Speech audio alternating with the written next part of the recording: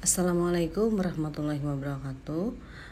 Hari ini materi kita tentang karya tulis ilmiah. Dari materi kita yang pertama sampai yang akhir, dari membahas kata, kalimat, paragraf, dan sampai kepada karya tulis ilmiah.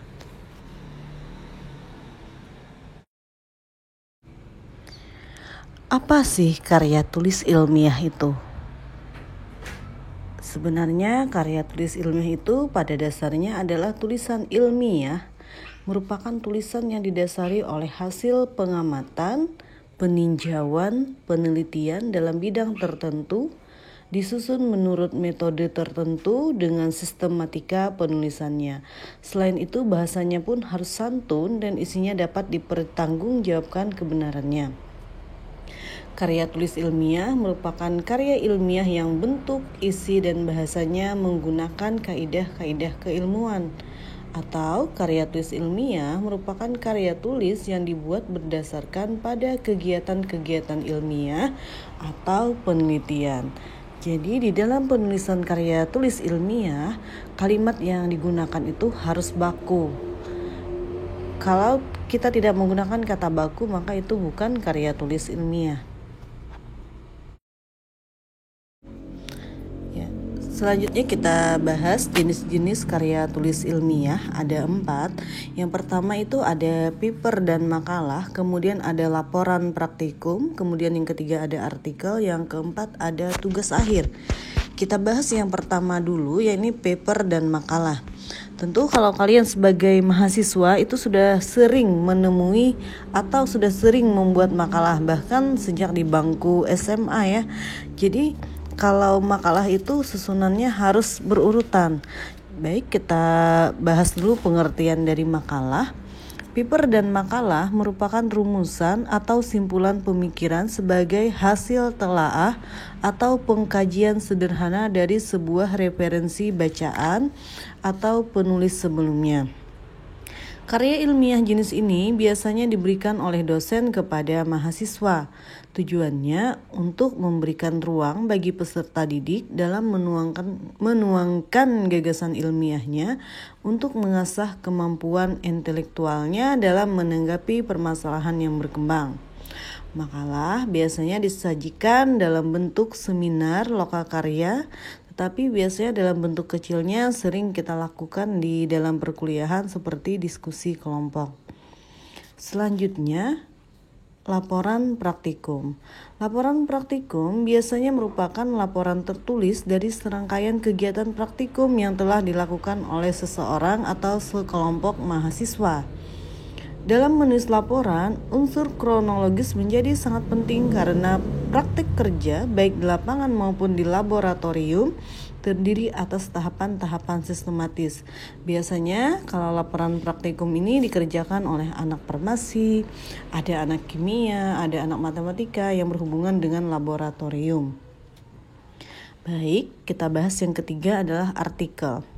Kalau artikel ini sebenarnya semua mahasiswa dibebaskan untuk membuat artikel, apalagi sampai artikelnya masuk koran. Nah, itu menjadi penilaian plus bagi seorang mahasiswa. Kita jelaskan dulu bahwa artikel ini merupakan gagasan tertulis dari penulis tentang suatu permasalahan yang didasarkan pada kajian pustaka atau hasil penelitian. Artikel merupakan diseminasi pemikiran dari ahli atau seseorang secara intens mengamati permasalahan tertentu. Apabila makalah disampaikan dalam forum diskusi atau seminar, maka artikel biasanya dipublikasikan di media massa. Biasanya artikel itu bisa terdapat di koran. Selanjutnya, tugas akhir. Tugas akhir di sini penyebutannya kalau skripsi itu untuk S1, tesis untuk S2, dan disertasi untuk S3. Merupakan karya ilmiah yang ditujukan untuk mengakhiri studi di perguruan tinggi. Tugas akhir biasanya berupa hasil penelitian dari bidang tertentu sesuai jurusannya. Misalnya kalau administrasi publik, maka yang diambil ranah keilmuannya ada tentang administrasi. Kemudian kalau dari segi pendidikan, maka juga yang diambil penelitiannya itu tentang pendidikan. Kemudian setelah selesai membuat tugas akhir, maka disajikan secara lisan di depan para penguji untuk memperoleh derajat kelulusan dan kelayakan sebuah karya.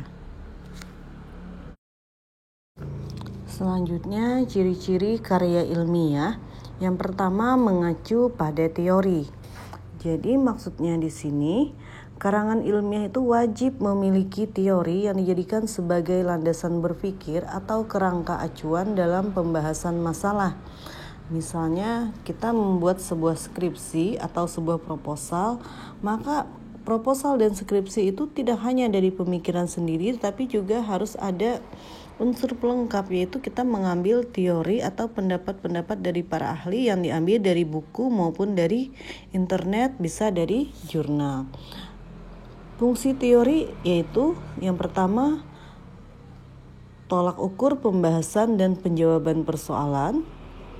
Yang kedua, dapat dijadikan sebagai data penunjang, baik data utama maupun fakta.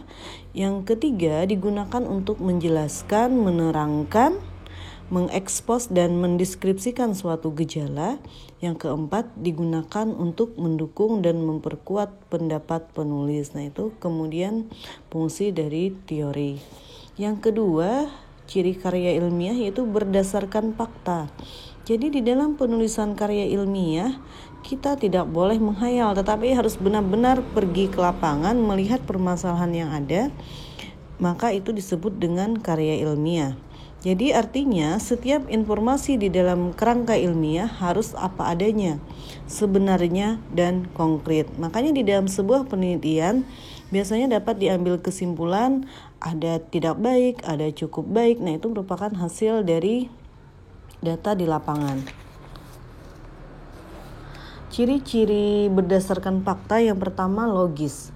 Artinya, setiap karangan di dalam karya ilmiah selalu dapat diselidiki dan diusut alasan-alasannya, rasional dan dapat diterima akal. Yang ketiga, objektif. Artinya, karya ilmiah, keterangan yang diungkapkan tidak pernah subjektif, senantiasa faktual dan apa adanya. Yang ketiga, sistematis, baik penulisan atau penyajian maupun pembahasan dalam karangan ilmiah disajikan secara teratur, kemudian kronologis, sesuai dengan prosedur dan sistem yang berlaku, berurut dan tertib. Maksudnya sistematis yaitu dari pendahuluan bagiannya apa saja, kemudian bab 2 apa saja isinya. Intinya sesuai dengan buku pedoman atau buku panduan yang sudah disediakan secara resmi. Yang keenam yaitu valid, artinya bentuk maupun isi karangan ilmiah sudah sah dan benar menurut aturan ilmiah yang berlaku. Kemudian yang berikutnya itu jelas, artinya setiap informasi dalam karangan ilmiah diungkapkan sejernih-jernihnya dan sejelas-jelasnya sehingga tidak menimbulkan pertanyaan dan keraguan-raguan dalam bentuk benak pembaca.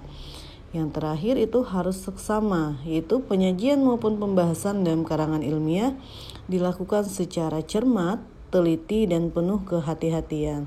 Ya, satu lagi, bahasanya harus baku dan sesuai dengan standar baku di dalam Kamus Bahasa Indonesia, serta penulisan di dalam karya ilmiah harus sesuai dengan standar nasional atau internasional. Akan tetapi, cara penulisan laporan penelitian yang berlaku di lembaga tempat penulis bernaung harus tetap diperhatikan. Misalnya kalian mahasiswa setia Muntai, maka di dalam penulisan skripsi itu harus sesuai dengan buku pedoman yang diberikan oleh Setia Muntai. Seperti itu contohnya. Ya, selanjutnya struktur karya ilmiah atau tahapan-tahapan di dalam pembuatan karya ilmiah. Yang pertama ada pendahuluan, kemudian ada pembahasan, dan yang ketiga ada penutup. Baik, kita bahas satu-satu apa saja sih isi dari pendahuluan itu. Jadi yang pertama, bagian pendahuluan itu berisi tentang latar belakang, pemilihan topik, masalah, dan tujuan. Bagian pendahuluan adalah bagian yang paling awal dicermati oleh pembaca. Oleh karena itu, di dalam bagian awal harus diupayakan dapat menarik minat pembaca. Di dalam latar belakang hendaknya dijelaskan mengapa penulis memilih topik itu. Penulis menunjukkan pentingnya topik itu diangkat untuk menjadi sebuah makalah atau sebuah penelitian. Masalah apa yang timbul di dalam topik itu dan apa tujuan penulisan itu. Jadi itu yang dibahas di bagian pendahuluan. Kemudian di bagian pembahasan merupakan bagian utama atau bagian isi di dalam sebuah penelitian.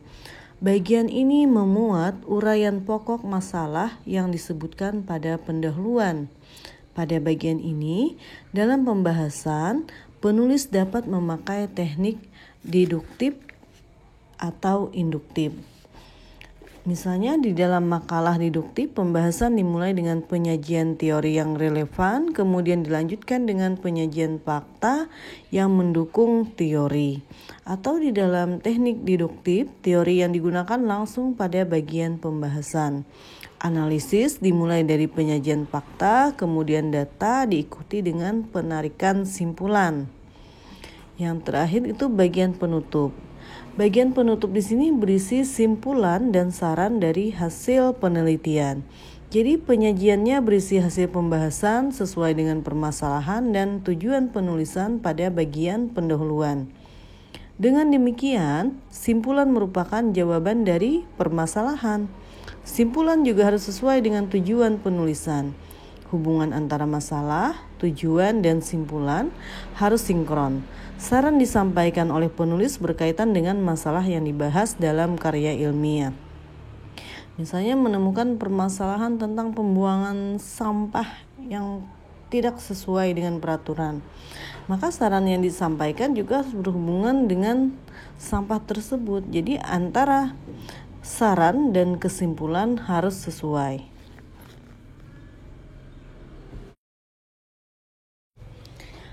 Selanjutnya, plagiarisme. Plagiarisme itu menciplak atau mencomot milik orang lain, kemudian diakui sebagai hasil karyanya sendiri. Biasanya sering saya temui di tugas mahasiswa ketika membuat makalah, mereka cuma mengganti nama, NPM, hasilnya mengambil di internet, penulisannya pun tidak diedit. Nah, itu juga bahkan sudah termasuk di dalam plagiat. Berikut ada beberapa jenis plagiat. Yang pertama, plagiat kata per kata. Kita langsung bahas. Jadi plagiat kata per kata itu dapat dibagi menjadi dua, yaitu penciplakan mutlak dan juga suatu ciplakan yang pada hakikatnya sama dengan jenisnya. Yang pertama, penciplakan mutlak, yaitu suatu kutipan yang mengandung kata demi kata. Demikian juga susunan kalimatnya persis seperti apa yang tertulis di dalam sumber yang dikutip, tanpa disertai tanda kutip dan tanpa menyebut sumbernya. Kemudian yang kedua, suatu ciplakan yang pada hakikatnya sama dengan jenis, tapi 1-2 kata asli diganti atau dihilangkan, atau ada 1-2 kata sendiri dimasukkan. Artinya, mereka biasanya beranggapan supaya tidak terlalu nampak memplagiasi, maka ada beberapa kalimat yang dihilangkan. Padahal itu juga termasuk di dalam suatu plagiat, karena tidak memasukkan nama pengarang yang diambil. Kemudian jenis plagiat yang kedua yaitu patchwork plagiarism, yaitu ciplakan dengan cara sekedar memindah-mindahkan kata-kata aslinya ke sana kemari. Susunan kalimatnya terkadang ada yang diganti dengan kata sendiri, 1-2 dihilangkan, kemudian asal berbeda dari aslinya. Sepintas ciplakannya seolah-olah merupakan sama, padahal bukan. Dengan menyebutkan sumbernya, plagiat ini belum tertolong. Tata cara lainnya harus dipenuhi dulu baru bebas dari tuduhan. Kemudian yang ketiga, plagiat kata kunci atau frasa kunci. Biasanya jenis plagiat ini adalah kata-kata kunci atau frasa kunci. Artinya Susunan kalimat secara keseluruhan sudah merupakan rumusan sendiri, tetapi ada kata-kata kunci yang diambil dari milik orang lain, tetapi mereka tidak menyertakan nama dari yang diambil.